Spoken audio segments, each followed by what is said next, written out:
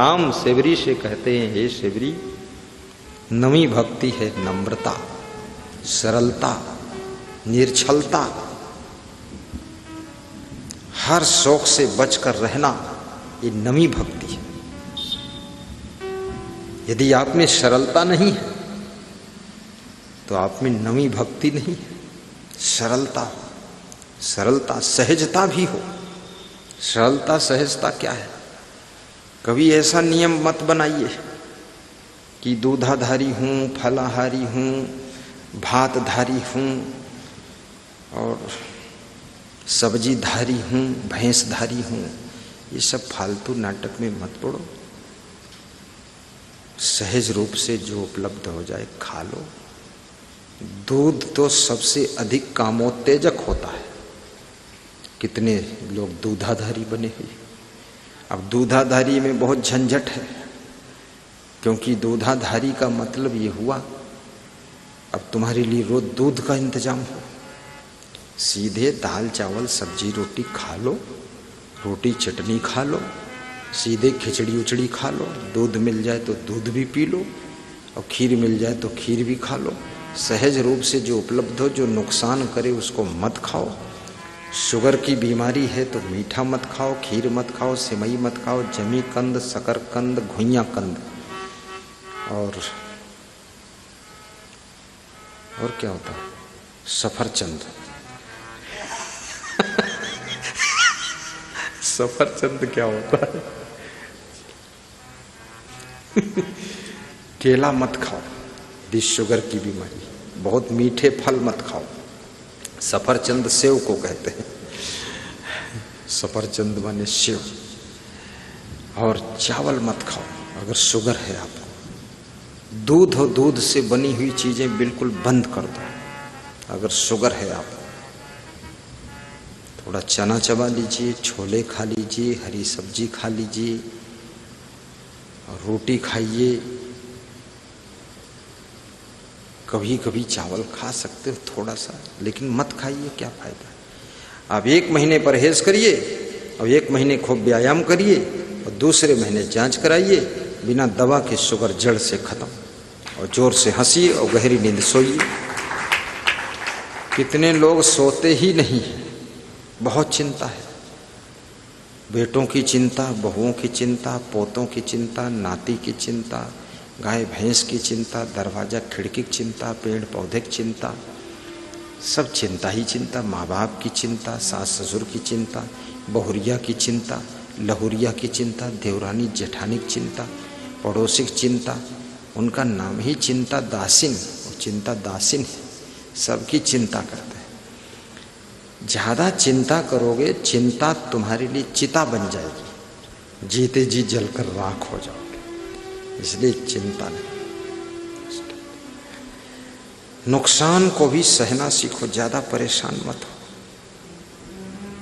घाटा हो गया, नुकसान हो गया, किसी की मृत्यु हो गई, वियोग हो गया, या कोई रूठ गया और भाग गया, तुम्हारा बेटा भाग गया, बाप भाग गया, इंतजार करो। गुरु का नाम जपो, श्री श्री सद्गुरुदेवाय नमः, श्री श्री सद्गुरुदेवाय नमः, मेरा बाप वापस आवाए नमः, बाप वापस आवाए नमः। वापस आ जाएगा। हाँ, पॉजिटिव सोचो। पॉजिटिव सोचो। और नहीं भी आएगा तो एक दिन मरना तो था ही उसको। समझ लो कहीं मर गया होगा। अब क्या करोगे जब गुस्सैल बाप था, भाग गया है, और बहुत क्रोधी बेटा था, भाग, अब क्या करोगे। और रोने धोने से कोई वो समझता तो है नहीं, उसको पता ही नहीं कि रो रहा, या तुम भोजन ना करो, खूब नाक टपकाते रहो, बेहोश पड़े रहो। कितनी स्त्रियां तो बेटा बिना बताए कहीं चला जाए वो दिन भर रोती, पति को भी तंग कर देंगी रोते रोते। पति की पैंट पकड़ कर रोती हैं कि तुम हो रोने में मदद करो, तुम हो रो तो जल्दी आ जाएगा। पति कहा था हमका रोवा ही नहीं आवत है। अरे तुम कैसे पत्थर दिल हो, भों भों रो कस के। अब इतना रोने से क्या होने वाला। अरे वो तो गुस्सा होकर गया है, जाने दो उसको, थोड़ा सा भटक लेने दो। कोई घर से बाहर जाएगा, कोई सुख मिलने वाला नहीं, जाने दो उसको, देख लो, था लगा लेगा। वापस आ जाएगा नंदलाल थोड़े दिन में। कोई वहाँ पूछने वाला नहीं है, ना कोई उसका किसी की जरूरत है। और माँ बाप से क्रोध करने वाला बेटा और बेटे बहू से क्रोध करने वाले माँ बाप, ये दोनों अज्ञानी होते हैं। सास ससुर से गुस्सा करने वाली बहुएं, ये घोर अज्ञानी है। प्रेम से अपने सास ससुर को रखो, देवर देवरानी जेठानी जेठ सबसे प्रेम से बोलो, क्रोध मत करो, गाली मत बको, लड़ाई झगड़ा मत करो, समझदारी से काम करो। नई भक्ति यही है, नवम नम्र सब सो छलहीना। गाइए गाइए, मैं थोड़ा जल ग्रहण करूं। गाइए।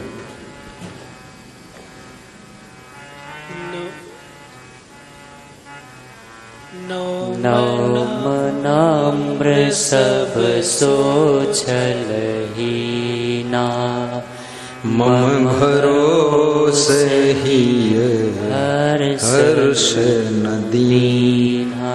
वाह, मम भरोसे। राम कहते हैं मेरे में भरोसा रखो, विश्वास रखो, तसल्ली रखो, आसरा पकड़ो मेरा।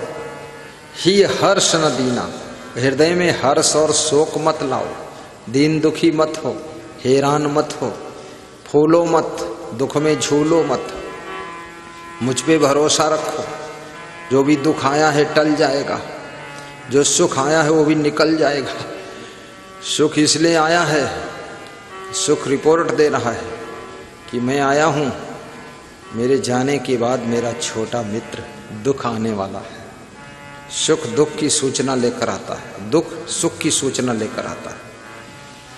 जो दुख सुख की खबर लाता है ना, उस दुख का स्वागत तुम नहीं करते। और जो सुख दुख की खबर लाया कि मेरी जिस दिन विदाई होगी उसी दिन दुख का आगमन होगा, तो तुम सुख को गले लगाते हो और दुख को ठुकराते हो। और ठुकराओ चाहे गले लगाओ, आएंगे दोनों पारी पारी से। वर्षा ऋतु भी आएगी और ठंडी ऋतु भी आएगी और गर्मी ऋतु भी आएगी। अब गर्मी के लिए पंखा कूलर एसी रेडी कर लो, और वर्षा के लिए छाता और छत रेडी कर लो, छत और छाता। और ठंडी ऋतु के लिए रजाई कंबल जैकेट रेडी कर लो। अगर कंबल है, जैकेट है, मोजा है, सब रजाई है, तो आप ठंडी ऋतु तो आएगी पर तुम्हें ठंडी नहीं लगेगी। और छत है और छाता है, वर्षा ऋतु तो आएगी पर तुम भीगोगे नहीं। अभी वर्षा ऋतु आई थी ना, पानी वर्षा, लेकिन छत थी, तो क्या तुम भीगे? भीगे कि नहीं भीगे? बिल्कुल नहीं भीगे। और गर्मी ऋतु में एसी पंखा कूलर का इंतजाम कर लो। ऐसे ही दुख और सुख, हर्ष और शोक, हानि लाभ, इन सभी पहलुओं में अपने आप को बचाने के लिए ज्ञान का छाता तैयार कर लो, ज्ञान की रजाई तैयार कर लो, और ज्ञान के एसी कूलर तैयार कर लो। हर मौसम में तुम्हारी मदद करेगा ज्ञान, और ज्ञान तुमको दुख से भी बचाएगा, सुख के अहंकार से भी बचाएगा, और तुम जीवन को शांति से बिता सकोगे। नवम न। वाह, जय हो गणेश की जय, की जय, की जय।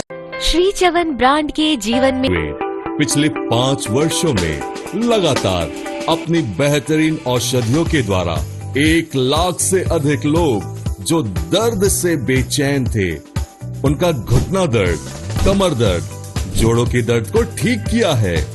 आगे हमारा यह प्रयास अनवरत जारी है। आप बिना किसी ऑपरेशन के अपना घुटना दर्द, कमर दर्द व जोड़ों के दर्द को आयुर्वेद की सर्वश्रेष्ठ औषधियों के द्वारा ठीक किया जा सके। इसलिए आज ही आप अपने किसी भी प्रकार के घुटने दर्द को ठीक करने के लिए श्री च्यवन आयुर्वेद की औषधियों को अपने घर पर होम डिलीवरी के लिए संपर्क करें। आज ही ऑर्डर करें श्री च्यवन के अचूक औषधियों को। आप हमसे इन नंबरों पर संपर्क कर सकते हैं 771459 9999, 771675 5555। श्री च्यवन आयुर्वेद।